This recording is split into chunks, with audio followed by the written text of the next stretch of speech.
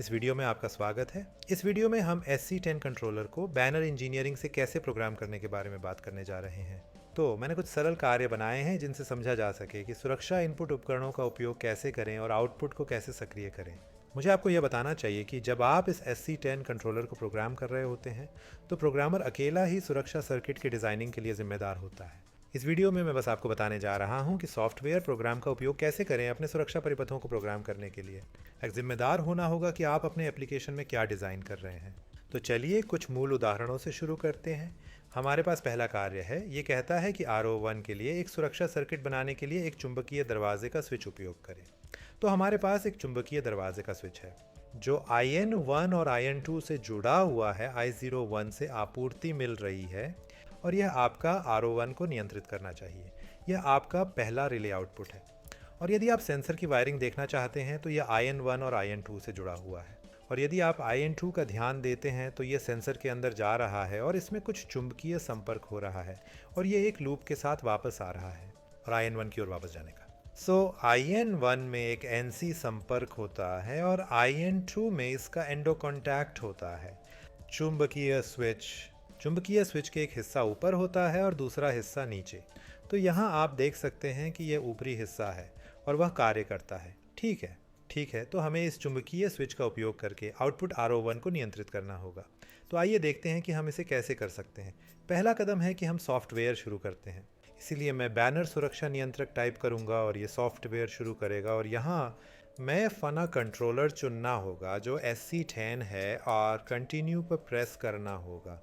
और ये सॉफ्टवेयर की स्टार्टअप स्क्रीन शुरू करने में कुछ सेकंड लगेंगे। और इस उदाहरण में यह अपेक्षाकृत सरल है। हमारे पास केवल एक इनपुट डिवाइस है, इसलिए हमारे सुरक्षा गेट से हम सिर्फ एक इनपुट डिवाइस का उपयोग करते हैं जो मेरा मैग्नेटिक स्विच है। हम वीडियो में बाद में इस अन्य सुरक्षा इनपुट्स पर आएंगे। तो आपको स्वीकार करना होगा कि मैंने जो अंतिम वीडियो में समझाया था उसके अनुसार आप अपनी प्रोग्रामिंग और सुरक्षा परिपत्र के लिए जिम्मेदार हैं। ठीक है, क्लिक करें। और अब जब आप यहाँ उपकरण देखते हैं, देख हमारे पास कंट्रोलर पहले से ही चुन चुके हैं, हमने बस ये किया था। तो ये स्वचालित रूप से आपको दो आउटपुट R01 और R02 देता है। हमारे मामले में हम केवल R01 का उपयोग करते हैं। ठीक है, हम इसे डिफ़ॉल्ट के रूप में छोड़ सकते हैं। अब हमें यहाँ एक इनपुट जोड़ना है कि आप बस इस प्लस बटन पर क्लिक कर सकते हैं और फिर आपको सुरक्षा इनपुट, गैर सुरक्षा इनपुट और स्थिति आउटपुट मिलेंगे। हमारे मामले में यह एक सुरक्षा इनपुट है। तो सुरक्षा इनपुट में मैं एक गेट स्विच चुनूंगा जो हमारे मैग्नेटिक स्विच से काफ़ी संबंधित है। तो हम इस पर क्लिक करते हैं और फिर आप विभिन्न टर्मिनल कॉन्फ़िगरेशन देखेंगे। और अगर आप हमारे कार्य में ध्यान दें तो हमारे पास 3 टर्मिनल का समानुवर्ती विन्यास है। अगर एक NO है तो दूसरा NC है। ये सतह भी अतिरिक्त सुरक्षा देता है। तो आप साइड बार पे नेविगेट करके इसे चुन सकते हैं। तो ऊपर आपके पास एकल टर्मिनल होता है और फिर आपके पास एकल चैनल के 2 टर्मिनल होते हैं और फिर एकल चैनल PNP होता है। तो यदि आप नीचे आते हैं तो आपको 2 पूरक टर्मिनल मिलेंगे और हमारे मामले में ये 3 टर्मिनल हैं। तो ये IO1 पहले से ही मेरे सेंसर में जोड़ा गया है। यदि आप इस आरेख देखते हैं तो हमने इसे IO1 से जोड़ दिया है और सेंसर से सिग्नल IN1 और IN2 से जुड़ा हुआ है। Desliga esse इसलिए फॉरन चयन है। तो इट्स आर्म फोचोदेन, तो आप कुछ डाल सकते हैं। आपके सेंसर को यहाँ कुछ नाम देना चाहते हैं तो मैं मैक लिखूँगा, स्विच मैग्नेटिक स्विच, और ठीक है, बट क्लिक करें। एक बार आप ऐसा करते हैं तो आप देखेंगे कि आपका इनपुट यहाँ परिभाषित किया गया है। ठीक है, अब हमें सिर्फ प्रोग्राम पर कूदना होगा। आप फंक्शनल व्यू में जाते हैं।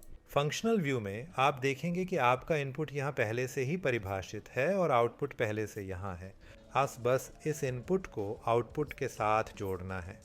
ये एक सरल कार्य है। तो इस मामले में मैं बस इसे जोड़ूंगा। यहाँ ड्रैग एंड ड्रॉप करें। FC जो बन गया है वैसे इसे है। ये कोड जोड़े बिना इसे प्रोग्राम करने का सबसे सरल तरीका है।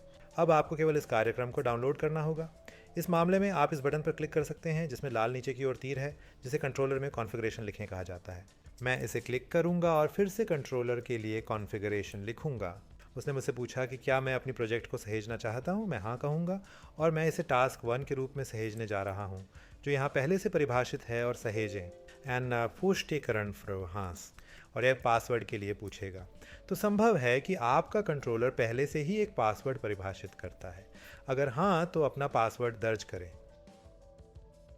ओके पर क्लिक करें और फिर ये आपको पूछेगा, ये आपको सूचित करेगा जैसे ही आप आउटपुट्स डाउनलोड करना शुरू करते हैं तो उन्हें बंद कर दिया जाएगा। जो हमारे मामले में ठीक है, जारी रखें। इसलिए यह कार्यक्रम में लिखेगा और फिर यह आपसे पुष्टि करेगा कि आपने अभी अभी क्या किया। यह तो यहाँ आप देख सकते हैं कि ये आपका मॉड्यूल है, वह आपकी कॉन्फ़िगरेशन है। ये हमारे द्वारा उपयोग किए जा रहे इनपुट और आउटपुट है और यह प्रतिक्रिया समय है जो 75 मिलीसेकंड है।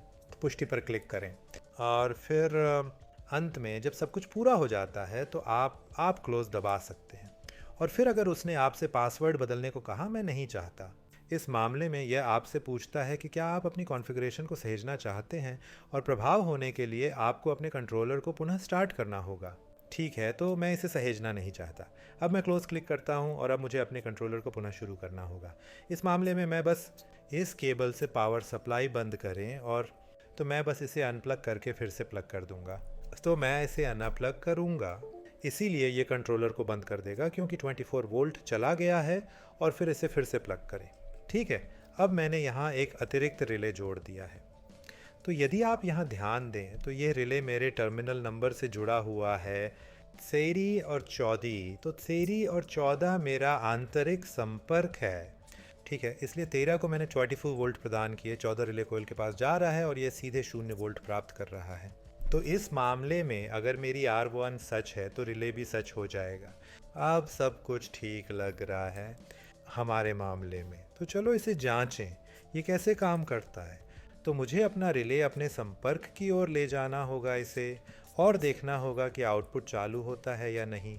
अलविदा। तो अब आप देख सकते हैं कि एक बार ये संपर्क इस गेट स्विच के साथ बंद हो जाता है। आपका आउटपुट R01 सच है जो रिले को भी सच बना देता है। ठीक है, तो यहाँ आप फिर से देख सकते हैं कि dies बंदोबस्त और ये फिर से चालू है।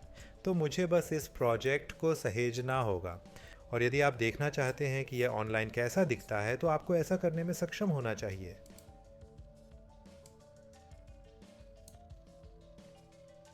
मुझे बस प्लग आउट और कभी कभार मेरी प्रोग्रामिंग केबल प्लग इन करने दें, अन्यथा आपको यहाँ एक बटन दिखाई देगा, वहाँ ये है। तो जब आप लाइव मोड पर क्लिक करते हैं तो आप अपने iOS की स्थिति देख पाएंगे। तो वर्तमान में ये सच है जो मेरे आउटपुट को सच बनाता है। यदि यह गलत है तो ये मेरे आउटपुट को बंद कर देगा। बहुत आसान। आप अपने वायरिंग डायग्राम में भी वही स्थिति देख सकते हैं। आज साथ शाम मेरे iOS की स्थिति और अपने आउटपुट की स्थिति देख सकते हैं। आप वही स्थिति देख सकते हैं आप इस लाइव मोड में। ये देखिए, यह स्विच है जो रन मोड है। ये रोक है, मैं एक रोक लगाऊंगा, फिर से चालू है। और ISD में आपको शायद नहीं दिखाई देगा क्योंकि यह ISD टर्मिनल नहीं है। तो ये था कि आप एक चुंबकीय द्वार स्विच का उपयोग करके अपने आउटपुट को कैसे सक्रिय कर सकते हैं। यह एक बहुत ही सरल कार्य है। अगले कार्य में हमें मैग्नेटिक द्वार के सीरीज़ में एक RF स्विच जोड़ना है।